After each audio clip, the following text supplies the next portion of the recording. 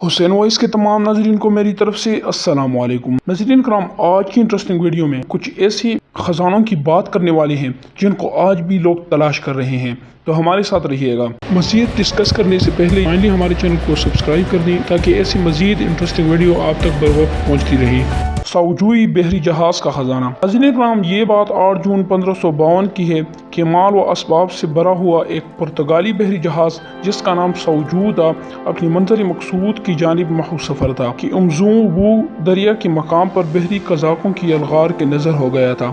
یاد رہے کہ یہ علاقہ آج کل سینٹ جانز بندرگاہ کے نام سے معروف ہے اور جنوبی افریقہ کے مغربی کیپ صوبہ میں واقع ہے۔ کہا جاتا ہے کہ ساوجوئی نامی یہ بحری جہاز اپنے وقت کا مہنگا ترین کارگو بحری جہاز تھا جو اربوں روپے مالیت کی تجارتی ساز و سامان سے لدا ہوا تھا،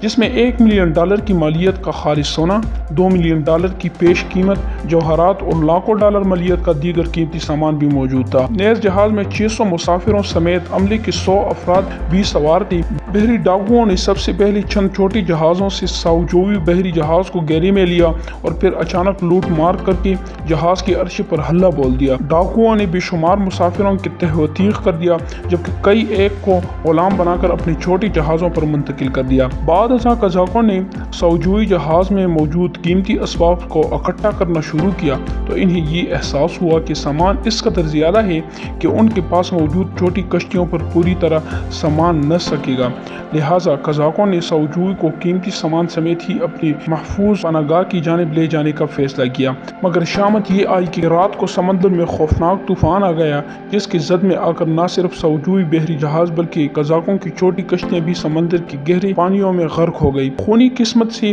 ساوجوئی جہاز پر سفر کرنے والی 21 افراد کسی نہ کسی طرح اپنی جان بچانے میں کامیاب رہے۔ چونکہ یہ افراد بحری جہاز کی ڈوبنے کی چشم دید گواہ بھی تھی، اس لیے انہوں نے بتایا کہ بحری قزاق لوٹا ہوا اسباب اپنے ساتھ نہیں لے جا سکی تھی، اس لیے خالص سونے اور قیمت ہیرے جواہرات سے بھری ہوئی تمام خزانے بھی سمندر میں ڈوب گئے تھے۔ دلچسپ بات یہ ہے کہ ٹریشر ہانٹر یعنی خزانے کے شکار ایک مدت سے ساوجوئی بحری جہاز کے خزانے کی تلاش کر رہے ہیں۔ نیز کچھ ٹریجر ہنٹر نے جہاز ارکابی کے مقام سے قیمتی موتی اور سونے کی کنگن ملنے کا دعویٰ بھی کیا تھا، مگر اصل خزانہ شاید آج بھی زیر سمندر میں ہی موجود ہے۔ نمبر 2، بادشاہ کی ماما کا خزانہ۔ اگر دنیا کے بہترین اور پرفضا سیاحتی مقامات کی ایک فہرست مرتب کی جائے تو بلا شبہ ہوائی کا سیاحتی مقام سر فہرست ہوگا، کیونکہ سامعین کرام خوبصورت جزیروں، قدرتی دلکشی اور اپنے سرسبز و شاداب علاقوں کی وجہ سے ہوائی دنیا بھر کے سیاحتوں کے لیے ارضی جنت کی حیثیت رکھتا ہے۔ لیکن ہوائی صرف ایک سیاحتی مقام ہی نہیں بلکہ مدفون خزانے کے متلاشی افراد کے لیے اہم ترین پڑاؤ بھی ہے۔ یاد رہے کہ خزانے کی متلاشی یعنی خزانے کی شکاریوں کا ماننا ہے کہ ہوائی کے سرزمین میں کئی قیمتی خزانے دفن ہیں۔ خاص طور پر 1819 میں ہلاک ہونے والی بادشاہ کی ماما کی مقبرے کے متعلق مشہور ہے۔ یہاں بادشاہ کا سارا خزانہ جس میں پیش قیمت ہیرے، سونے کی بنی ہوئی لاکھوں سکے اور ہزاروں مجسمے جوہرات سے مرصع شاہی لباس اور دیگر ساز و سامان شامل ہے۔ بعض تاریخی دستاویزات کے مطابق کیمپین وائی جنگ کے دوران بادشاہ کی ماما اور موائی جنگ جوؤں کے درمیان ایک جنگ شروع ہوا جس میں دونوں جانب سے ہزاروں کی تعداد میں سپاہی اور عام افراد لقمۂ اجل بن گئے، لیکن فتح بالآخر بادشاہ کی ماما کو حاصل ہوئی۔ اس جنگ میں فاتح بادشاہ کو موائی جنگ جوؤں سے خالص سونے اور ہیرے جوہرات کی وافر مقدار مال غنیمت میں حاصل ہوئی تھی۔ خزانے کے متلاشی افراد سمجھتے ہیں کہ بادشاہ کی ماما کا سارا خزانہ اس کی وصیت کے مطابق اس کی لاش کے ساتھ مقبرے کے نزدیک کسی غار میں خفیہ طور پر دفن کر دیا گیا تھا۔ ایک محتاط اندازے کے مطابق اس خزانے میں جو سونا اور چاندی ہے صرف اس کی مالیت ہی $5 ملین کے قریب بتائی جاتی ہے۔ بہرحال یہ خزانہ ابھی تک مکمل طور پر گمشدہ ہی ہے،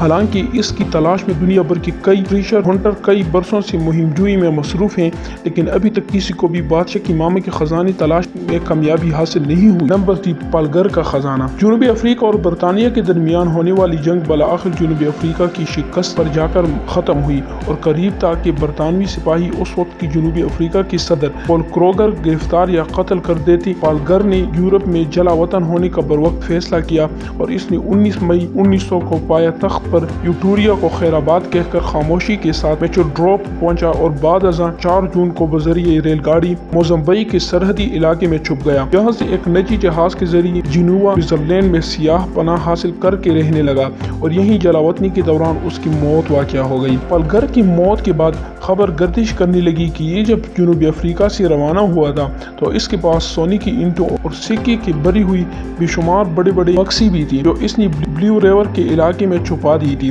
یاد رہے کہ آج کل یہ جگہ پومولونگا کے نام سے معروف ہے۔ پالگر کے خفیہ خزانے کی خبر اس وقت اور بھی زیادہ اہمیت اختیار کر گئی جب 1900 میں برطانوی گورنر لارڈ الفریڈ ملنر نے تصدیق کی کہ اس نے پالگر کی طرف سے جنوبی افریقہ کی قومی بینک اور کرنسی چھپانے اور سکے ڈالنے والی ٹیکسل سے سونے کی اینٹیں، سکے اور کرنسی نوٹ وسیع پیمانے پر غائب پائی گئی تھی، جبکہ لارڈ الفریڈ ملنر کا اپنے ذرائع کے حوالے سے یہ بھی کہنا تھا کہ یہ سب کچھ میشاڈوڈور سے موزمبیق بذریعہ ریل گاڑی منتقل کرنے کی کوشش کی گئی تھی، لیکن یہ خزانہ اپنے منزل مقصود تک پہنچنے سے پہلے ہی غائب کر دیا گیا۔ کہاں گیا یہ خزانہ؟ اس بابت لارڈ الفریڈ ملنر اور برطانوی حکومت کچھ بھی نہیں جانتی تھی، لیکن خزانے کی تلاش کرنے میں اپنی زندگیاں کپانے والی بعض گروہوں کا دعویٰ ہے کہ پالگر کا یہ بیش قیمت خزانہ، جس کی مالیت $500 ملین سے بھی زیادہ بتائی جاتی ہے، ممکنہ طور پر بلیو ریور کے آس پاس ہی کہیں دفن ہونا چاہیے۔ سامعین کرام، جگہ کی درست نشاندہی کا اندازہ ہونے کے باوجود بھی پالگر کا خزانہ ہنوز گم شدہ ہی ہے۔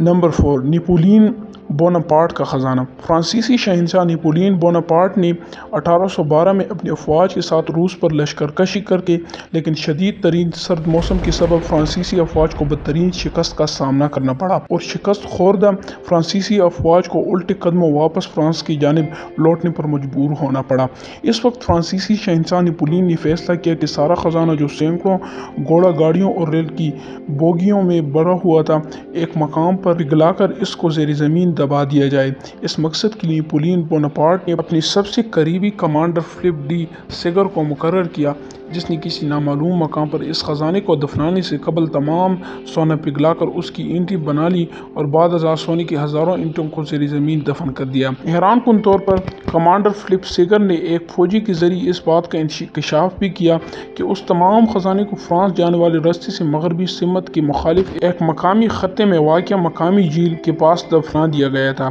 اور مذکورہ جگہ کا انتخاب فرانسیسی شہنشاہ نیپولین کی ہدایت پر کیا گیا تھا، کیونکہ نیپولین کا یہ خیال تھا کہ وہ حالات سازگار ہونے جانے پر اس خزانے کو واپس اپنے قبضے میں لے لے گا، مگر شامتی قسمت کے نیپولین کو زندگی نے اتنی مہلت ہی نہ دی کیونکہ وہ اپنی چھپائی ہوئی خزانہ واپس حاصل نہ کر پایا۔ تاہم بہت سے افراد نے فرانسیسی شہنشاہ نیپولین کے دستراز کمانڈر اور خزانہ کے نگراں فلپ سیگر کے مرنے سے قبل کہیں گئی اس بات کو اپنی پلی میں باندھ لیا کہ میں نے نیپولین کا تمام طلائی خزانہ قصبے میں واقع ایک جھیل کے پاس دفنا دیا تھا۔ ٹریجر ہنٹر کے ان گنٹ ٹیموں نے پوری خطے میں اور بالخصوص جھیل کے اطراف تمام علاقوں کو اچھی طرح سے چھان مارا ہے، لیکن کوئی بھی شخص یا گروہ نیپولین بوناپارٹ کے خفیہ خزانے کو تلاش کرنے میں کامیاب نہ ہو سکا۔ کروڑوں ڈالر مالیت کا خزانہ آج بھی متعدد روسی فوجیوں اور کمپنیوں کی باعث دلچسپی ہے اور درجنوں روسی کمپنیاں اس خزانے کی تلاش میں متعدد مقامات پر تلاش کرنے میں مشغول ہیں۔